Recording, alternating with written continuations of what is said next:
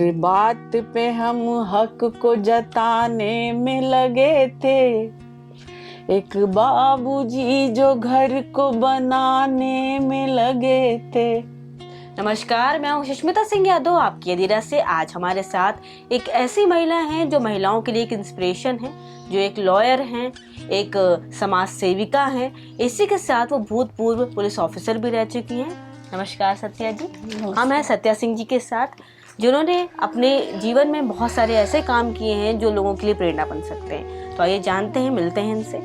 तो सत्या जी, ये हमें बताइए सबसे पहले कि आपने बहुत सारे ऑपरेशन में अभी तक हिस्सा लिया है, जिसमें आपने महिलाओं के लिए बहुत कुछ किया है, तो कोई एक्सपीरियंस हमें शेयर करिए हमारे साथ। हाँ, एक बार क्या हुआ था कि एक गोंडा का एक केस था जिसमें कि एक लड़का आया था। हम लोग महिला सम्मान प्रकोष्ठ में थे, तो वो बोला था कि उसकी वाइफ जो है उसको वहाँ के बहुत मतलब धाकड़ लोग जो कि एडवोकेट थे और सब कुछ थे, वो लोग उसको घर में बंद करके रखे हुए हैं। अच्छा। और उससे मिलने नहीं देते हैं, और कहीं कैसे करके वो बाथरूम से या कहाँ से वो फ़ोन से उससे कांटेक्ट करती है और वो आना चाहती है, उसको निकलने नहीं देना चाहते हैं। अच्छा। और वो 2 साल से बंद थी लड़की। उसके लिए फिर वो आए, तो हमारी डीजी थी सुतापा सान्याल मैम, उनसे बात किए।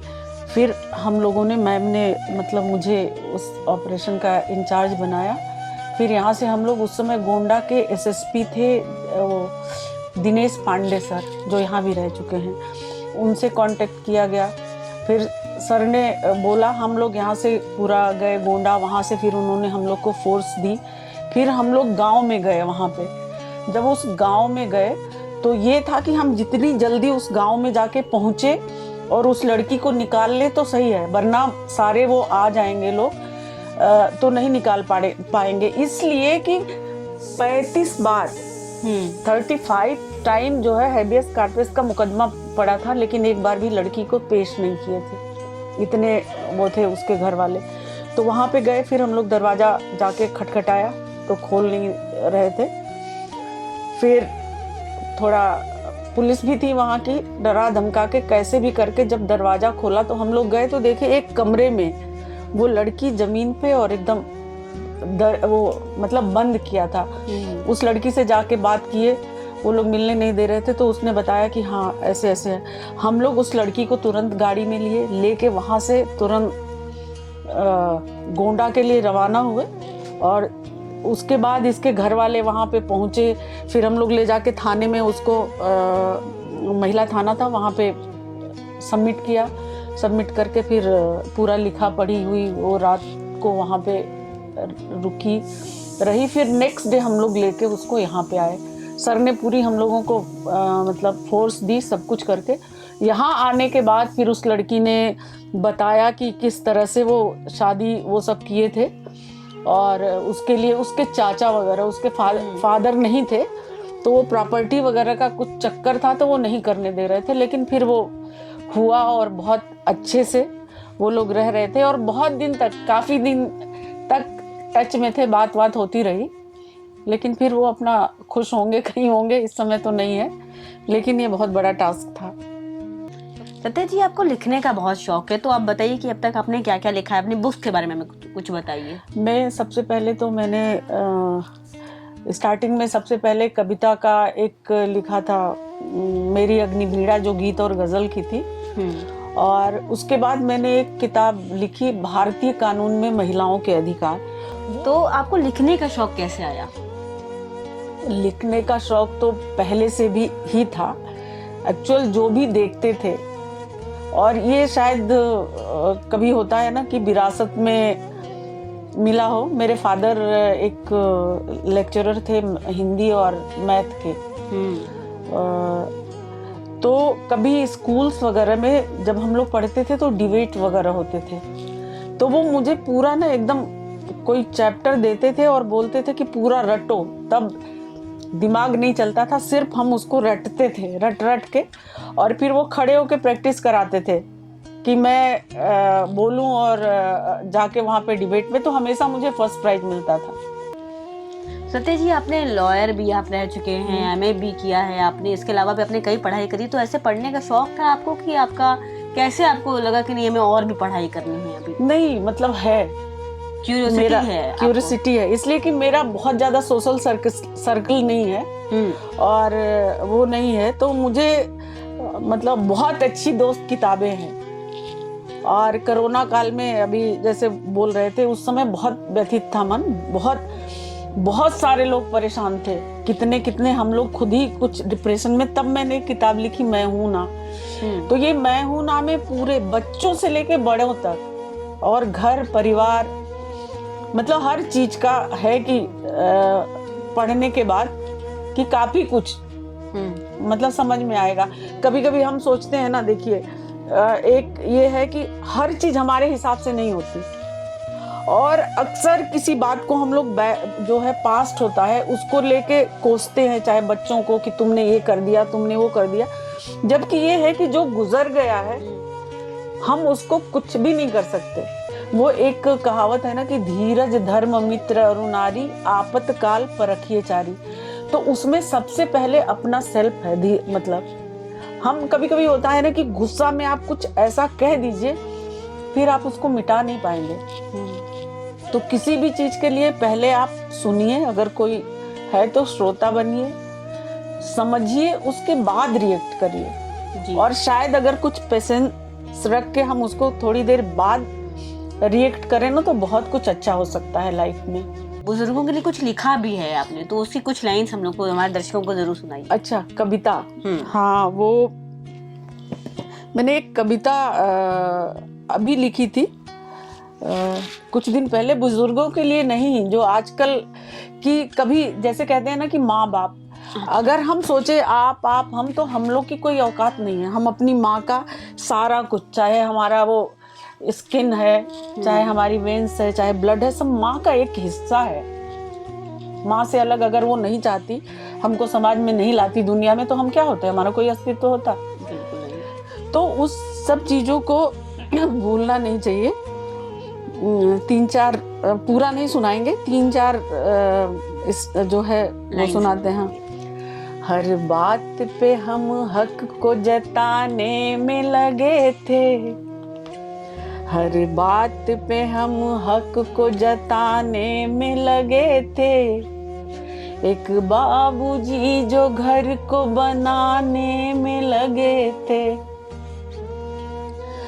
कच्ची न रहे नींव कहीं देखभाल के, हर ईंट प्यार की वो जमाने में लगे थे, एक बाबूजी जो घर को कंधे पे जिम्मेदारियों के बोझ धरे थे, कंधे पे जिम्मेदारियों, घर की खुशी के सारे सामान भरे थे, घर की खुशी के सारे। हम चैन की बंसी बजा रहे थे जब बाबूजी मेरे केवल कमाने में लगे थे, एक बाबूजी जो घर को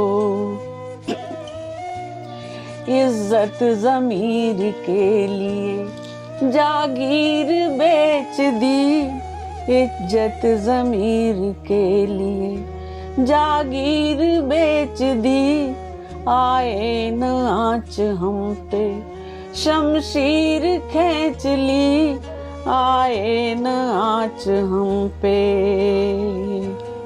सपनों को पूरा करने में वो चूक रहे थे, हम खेलने और मौज मनाने में लगे थे, एक बाबूजी जो घर पे।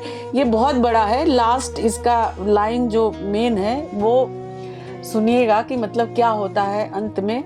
उम्मीद उनकी टूटी तो बाबू बिखर गए, उम्मीद उनकी टूटी तो बाबू बिखर गए, हम आते आते रह गए, बाबू गुजर गए, हम आते आते रह गए। बन के सहारा उनका रहना था जब हमें, हम अस्थियां गंगा में बहाने में लगे थे, एक बाबूजी जो घर को।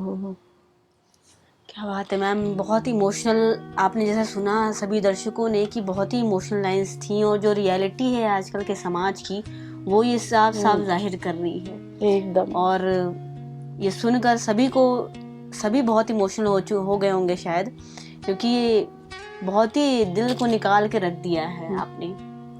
सत्या जी, आपने महिलाओं के लिए भी बहुत सारी चीज़ें लिखी हैं, तो महिलाओं के लिए कुछ लाइन्स आप हाँ, सुनाइए। मैं वो जो एक भी बहुत नया प्रयोग है उसमें मैं जैसे बताती हूँ कि वो एक है कि वह नहीं सहेगी लांछन।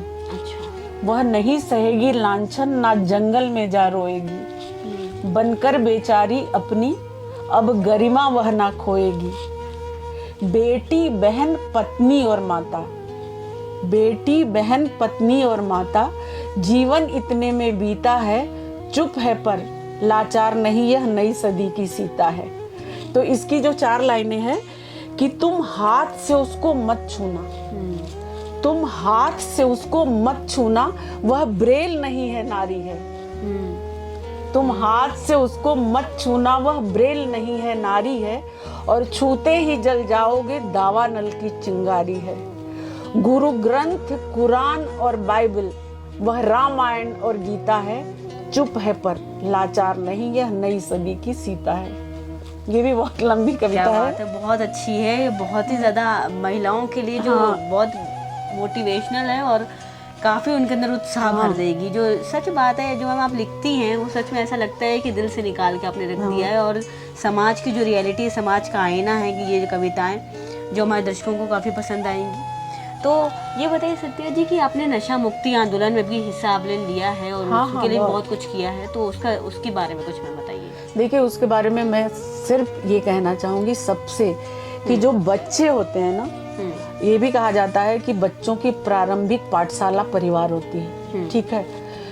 तो सबसे पहले बच्चों के आइडियल उनके माँ बाप होते हैं, वहीं से सब कुछ देखते हैं। तो अगर एक माँ बाप जो है वो तंबाकू खाएगा, शराब पिएगा, और वो सोचे कि उसको अपने बच्चे को उन सब चीजों से दूर रखे, तो ये कैसे पॉसिबल है। सबसे पहले तो उन पेरेंट्स को कसम खानी चाहिए और वहां से शुरुआत करनी चाहिए।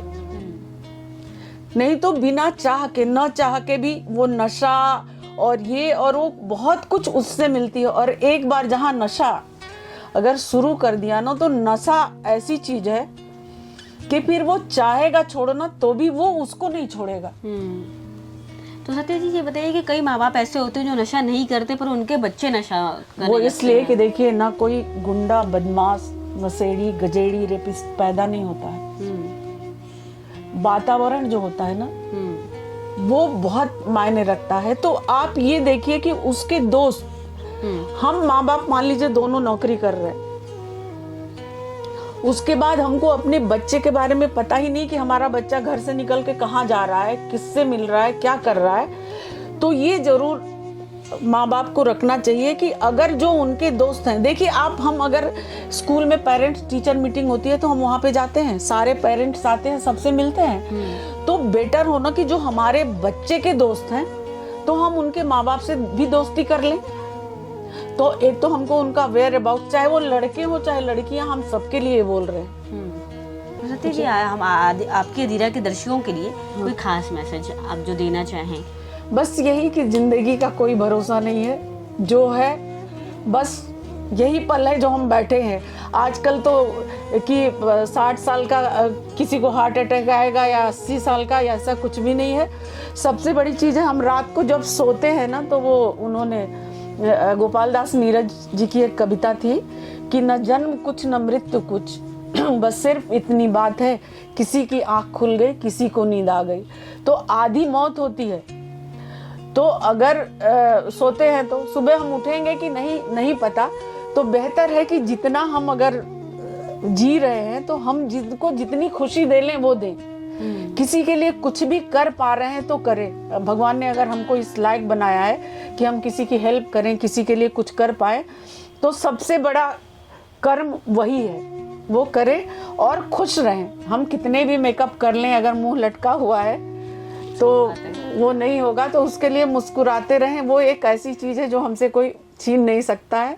और बस कह रहे हैं कि think positive, do positive and be positive, बस यही है। हाँ, एक चीज़ और कहूँगी कि आपकी जो ये अधीरा मैगज़ीन है, इसके जो भी चैप्टर्स हैं ये मुझे बहुत ही अच्छे लगे और मैं चाहूँगी कि ये मुझे मिलती रहे हमेशा, और मैं इसके लिए जुड़ना चाहती हूँ। और मैं भी अगर कुछ कर पाऊँ इसके लिए या कुछ भी मेरी वजह से हेल्प हो तो मैं जुड़ूंगी, लेकिन मैं बस एक प्रॉमिस कि मुझे ये मैगज़ीन चाहिए हर हाल में। तो जैसा कि आज हम लोग ने बात करी सत्या जी से, जिनसे हमें बहुत सारी जानकारियाँ मिली और बहुत कुछ सीखने को भी मिला और बहुत सारी आपने रचनाएं भी सुनी। तो बहुत बहुत शुक्रिया सत्या जी आपके अधीरा से जुड़ने के लिए। तो ऐसी हस्तियों को जानने के लिए देखते रहिए आपके अधीरा और हमारे चैनल को सब्सक्राइब करना ना भूलें। धन्यवाद।